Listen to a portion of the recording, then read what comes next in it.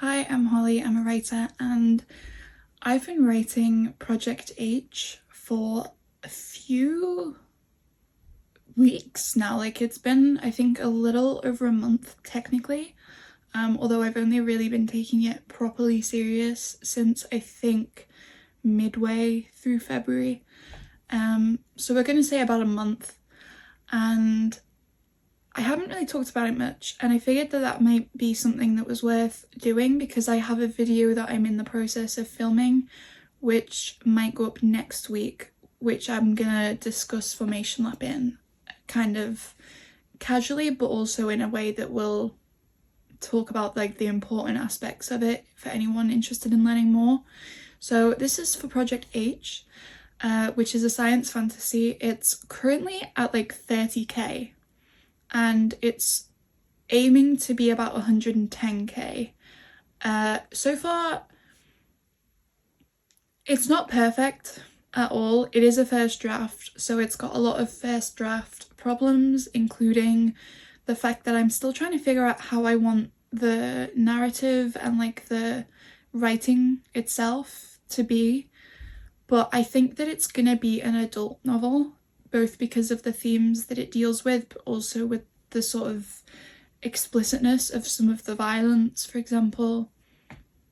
I think that it definitely is for older audiences, even if it technically, like, the characters are a YA age, but it, I think, is higher than that age-wise. So that's, like, I think a big thing about books is the age rating. That would, I would say, be at least an 18 based off of what I've written so far. The actual plot, I don't want to talk too much about it because obviously it's a work in progress. There's probably a lot of stuff that is going to change already. I have like an awareness of stuff that I need to either develop more or that I need to sort of pick out and maybe remove, depending on what the word count is like and whether or not I have the ability to sort of develop things that aren't actually super important just for the sake of making it a bit more fleshed out. I think that it's hard to tell at this stage when you're in a project how it's going to look in the finished result with all of these things put together. At least for me, I struggle a lot with seeing like a final product until it's in front of me. I'm not a very visual person. And even with a book, like I know obviously what the ending and stuff is going to be like, but the outline that I made has been very different from what I've actually done. And that's stuff that I think is beneficial to have added in and to lengthened. And like the outline that I had was following Save the Cat and the rough percentages that it gives for each sort of milestone thing, each element. And that didn't really work for me. I talked about this in a video that I did talking about the books that I use for research, but I think that it was good at like helping me figure out what I needed to include. But in terms of where exactly I include it, I think that this world deserves a little bit more sort of like going into the ocean, you know? Like you don't jump into the ocean at the deepest point and expect everything to be fine. You go in slowly, you see how cold it is, you see if there's any fish underfoot, and you wade in. And I think that this world is one that I want to get really right so that you can feel what happens. And I need to add a lot of nuance in as well in later drafts. I'm kind of just getting the idea down, and that means that I'm being a little heavy-handed, and it's kind of cringy because I'm doing that and I know that I'm doing that. But also, again, it's a first draft. You have to get a first draft done if you want to figure out where you need to improve exactly and then get it done properly. At least for me, I know that like I am a perfectionist. I'm probably gonna read everything that I've written and think, oh, that's not good enough, no matter how edited it is, no matter how perfect it technically is. And I think I need to just get it out and then I can see what I'm working with and read it.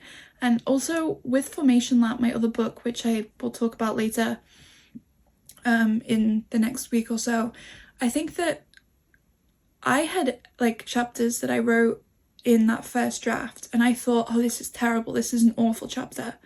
And I genuinely, like, I only remember that I felt that way.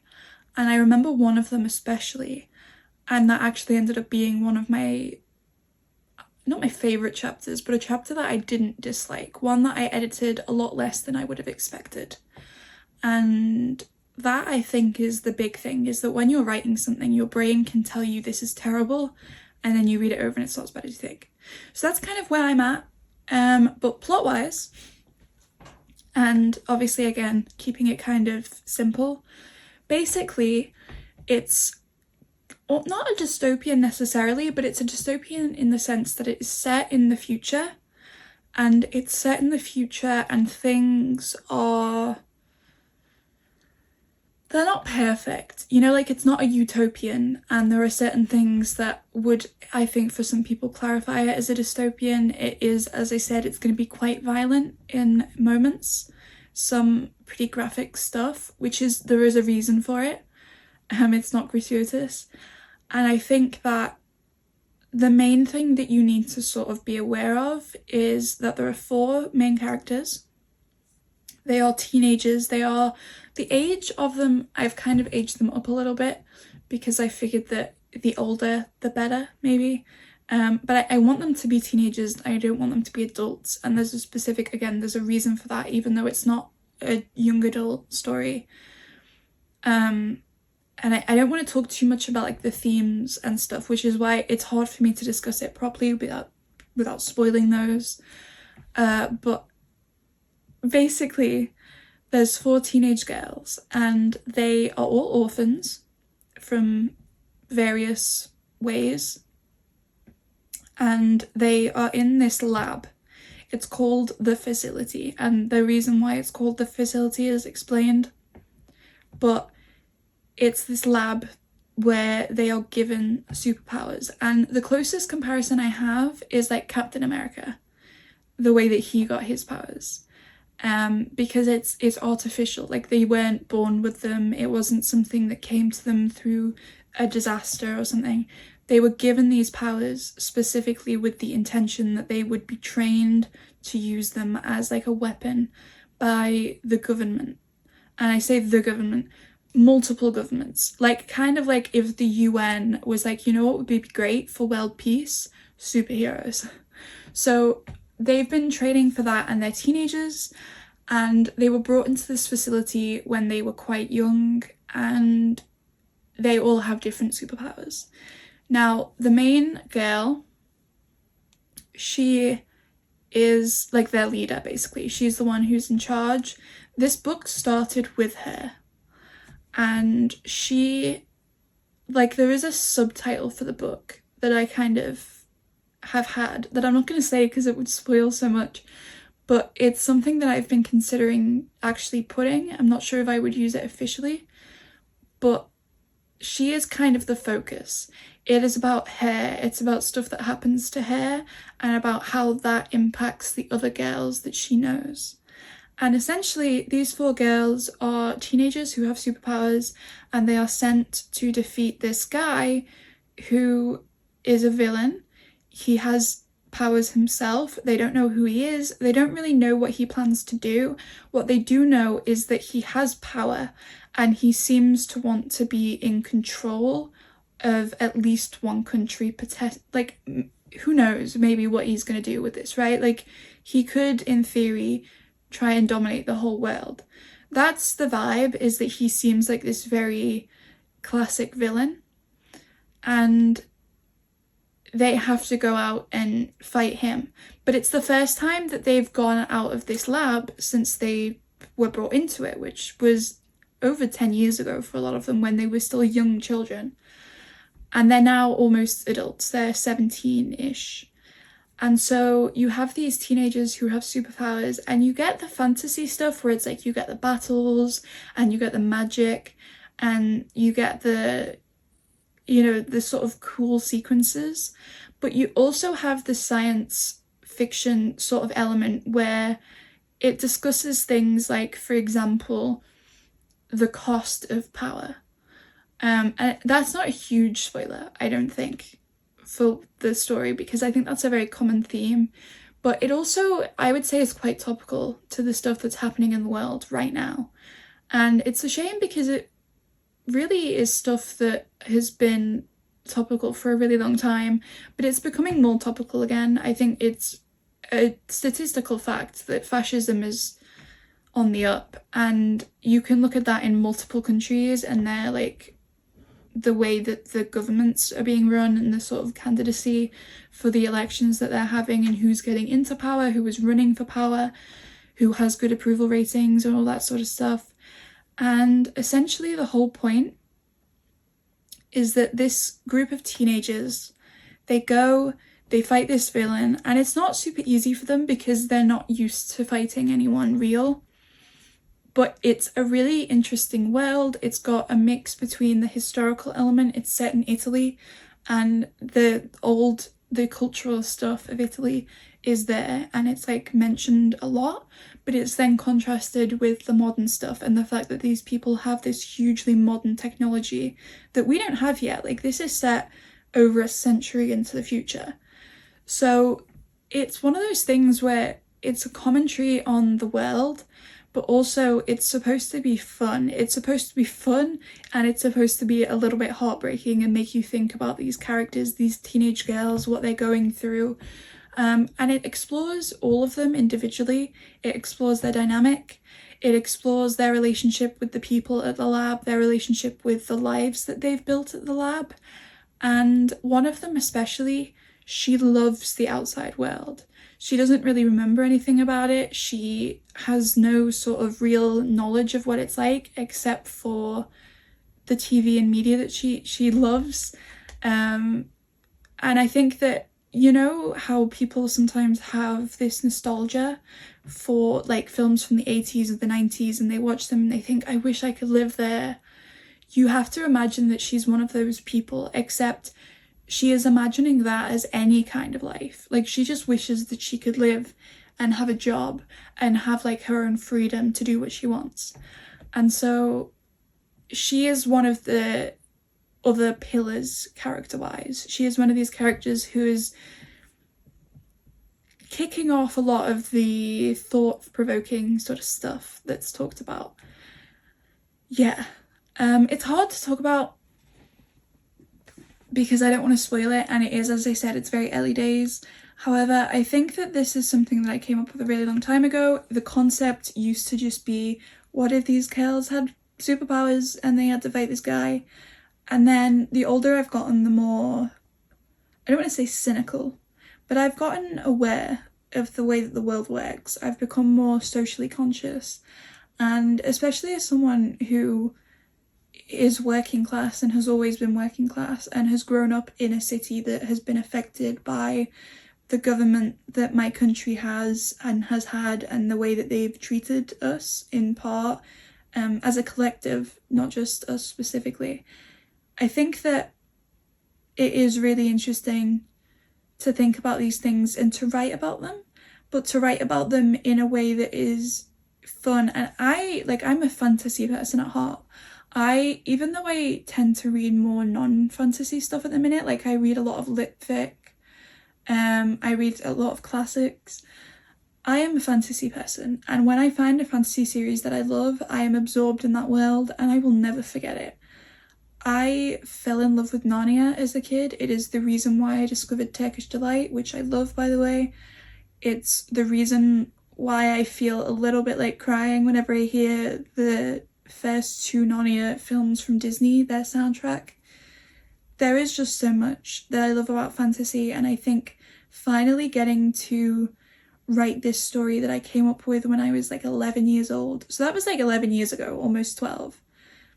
Legitimately, that I came up with this idea, and it's evolved a lot, and it's really interesting to see how it's changed, and the fact that it's gone from being just like a kind of fun, youthful take on superhero stories as a novel to being this book that is a lot more serious. And like, I don't want to say that because I think that I'm writing something super serious and everyone should take it seriously, but for me personally, I'm a very heavy, light-hearted person when it comes to the stuff that I create.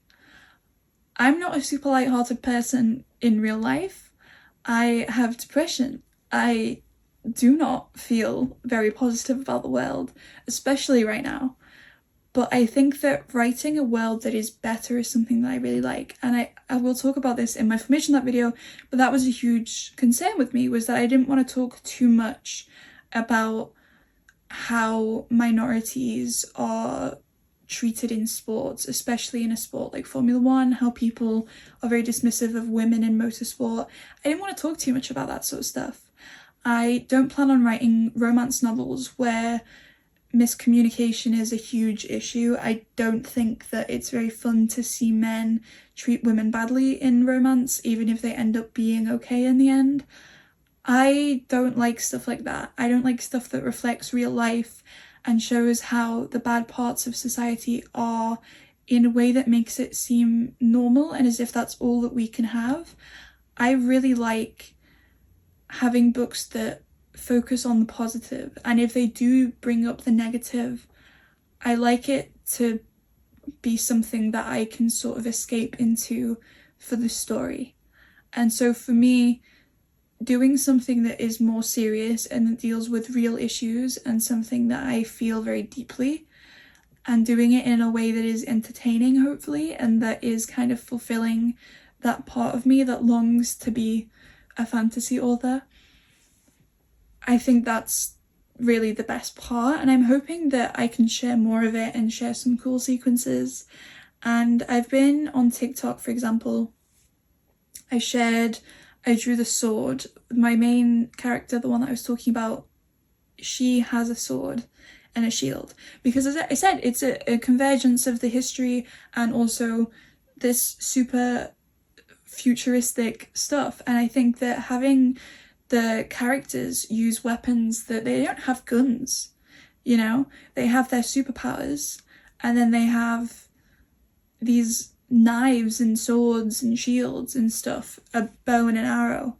They have really old-fashioned weapons. It's got that real, like, classic fantasy sort of fusion into it, even though it is set in an alternate version of this world. And I think that is something that it makes it interesting, because you get to see this world and it's the same but it's different. And it's different in a way that one day may actually be a reality. We don't know. We don't know what's going to be possible. Some of it obviously probably isn't, but it's fun, I think, to speculate and to really explore the dynamics that I've got going. And especially when I finish this first draft and I've gotten the basis and I can go in and I can make notes. And I've already been making some notes as I go along, because I don't want to edit as I'm writing. So I'm making little notes of things that I think of at the time, if I think I might forget them. But I think that there is a lot that I can do with this, and if I spend a lot of time with it, it could probably be really good. And I'm not saying that this is going to be that book that I spend my entire life working on. I do think I know which book that is going to be for me, but it is definitely one that I'm going to take as many years as it takes. I finished Formation Lab in less than a year and have begun querying it. And while I'm planning on rereading that soon, and I say rereading it, I want to read it fully through just as a reader, not as an editor. And then I want to go through and make sure that there are no edits to be made, because I do think that, as I said, like, it's probably going to be a constant process, and it is pretty much impossible to have no mistakes in a manuscript. And I think there are always areas of improvement that you can make, especially at that stage, even if at the moment you think it's perfect. Like, give it a fresh... It's been over a month now. Almost 2 months. So at that 2-month mark, I'm going to reread it, and my brain will hopefully pick up on a lot of stuff. So I'm going to do that, I think, with this book. I'm going to let myself take a lot of time. I'm going to not read the first draft. My plan is to read and then edit Formation Lap when I finished this first draft, or even before I finish this first draft. And then when I finished both of them, the first draft for Project H, and then also Formation Lap, and I've been querying that and blah blah, I plan on doing the second book in the Formation Lap series. So I will have, while I'm writing that, like, that's probably going to be longer. So it's going to be maybe 2, 3, maybe even more months realistically, depending on how the querying process goes as well, before I get back into Project H, and knowing that I'm not going to have seen it, it will feel like I'm reading a book that someone else has written. Even though I know it, there are things that you forget, like little nuances, things that you read and you think that's funny. And I wrote it, but it will feel like I didn't. And so that's my plan with this, is to really take it slow, which is disappointing in the sense that obviously I want to share it, I want to show it off, but I want it to be good. I want it to be what I am envisioning that it could be, and I know that it could be that. There are elements of this that I think about and I include, and even if they're just spare of the moment stuff that comes up while writing, I'm like, that is amazing. That is absolutely, like, that is so, and some of it's horrific. Like, if I make people cry with this book, I think I'll have achieved something, because I think about this and I'm planning on crying while I'm writing it. Like, I don't tend to cry. Even the scenes in my other book that I wrote that I have thought about, like daydreamed about, and I cried while I was daydreaming about it, and I was like in my feelings about them. Even thinking about my characters, I haven't had the ability to cry while writing, but I feel like that's gonna change. So yeah, this wasn't super informative actually, I'm realizing, but basically it's probably gonna be about 110,000 words. It's gonna be an adult novel, it's a science fantasy, it has 4 main characters who are these teenage girls with superpowers, they fight this villain, there are themes, which I'm not gonna talk about, and it's something that is supposed to kind of, you read it expecting one thing, and then it slowly but surely you're like, oh, this is not, oh. And then you're kind of devastated emotionally by the end. But also there's, I would say, a happy ending. We'll come back to that when people have read it. We'll see how happy they think it is. But yeah, that I think is everything that I can say about it without being super dramatic. So thank you for watching. I'm gonna, as I said, it'll be next week. Basically, I have the Lego Ferrari set and I'm building that, and I'm gonna use that as the video where I talk about my Formula One novel. So this is a book that I am writing currently. That is a book that I've already written, and I hope that you find those vaguely interesting. I am going to share more of the process as I go on, and I have a querying update that I'm going to do at the end of the month, because that will be my 2-month mark, which is like when a lot of them say that they will have responded to you by if they want more info from your book. Otherwise it's a rejection. So I'll be able to sort of say where I'm up to kind of with that, and I'll have sent some more out hopefully by the time I make the video. So we can see. But yes, I am super happy with the way that this is going. I hope that you find the premise interesting and stick along to learn more about it, and bye.